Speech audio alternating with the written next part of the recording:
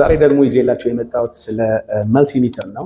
ይህ እንግዲህ በአይጂሲኤስሲ በብሪቲሽ ሲስተም መማር ካለብን አንዱ ቶፒክ ኤሌክትሪሲቲ ነው። በዛ ቶፒክ ስር ደግሞ ስለ መልቲሚተር አጠቃቀምም ማወቅ ይጠበቅብናል ማለት ነው። ስለዚህ ቤዚክ ነገር ነው ይዤላችሁ ዛሬ የመጣሁት።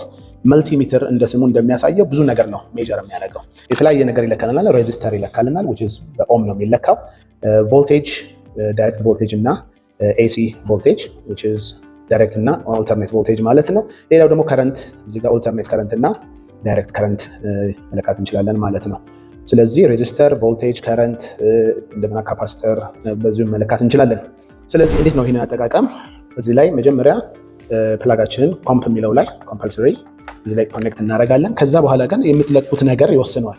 ምንድነው የምንለካው? ቮልቴጅ ከሆነ ወይም ደግሞ ሬዚስተር ከሆነ የምንለካው ሬዚስታንሱን እዚህ ላይ ነው የምናደርገው።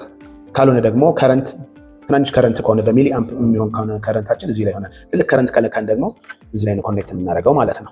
ስለዚህ እኔ አሁን የምለካው ቮልቴጅ ነው። ስለዚህ አንዱን ኮምፕ ላይ፣ ሌላው ደግሞ ቮልት ቪ ላይ ሰካለው ማለት ነው። ከዛ ኦን አረግና የምለካውን እንደምሳሌ ያህል ከቤታችን የሚመጣውን ቮልቴጅ ነው። እንግዲህ ከቤታችን መስመር የሚመጣው ቮልቴጅ እንግዲህ ኢትዮጵያ ውስጥ እንደምታውቁት ወደ 220 ቮልት የሚደርስ ቮልቴጅ ነው የሚመጣው። ያ ደግሞ ኤሲ ቮልቴጅ ነው፣ ዲሲ ሳይሆን ኤሲ ቮልቴጅ ነው። ስለዚህ መልቲሚትሬ ቮልቴጁ የት ጋር የሚሆነው? ኤሲ ቮልቴጅ ውስጥ ነው። እነዚህ ቁጥሮች ደግሞ የምታዩት ማክሲመም እስከ ስንት እንደሚለኩ ነው የሚያሳየን።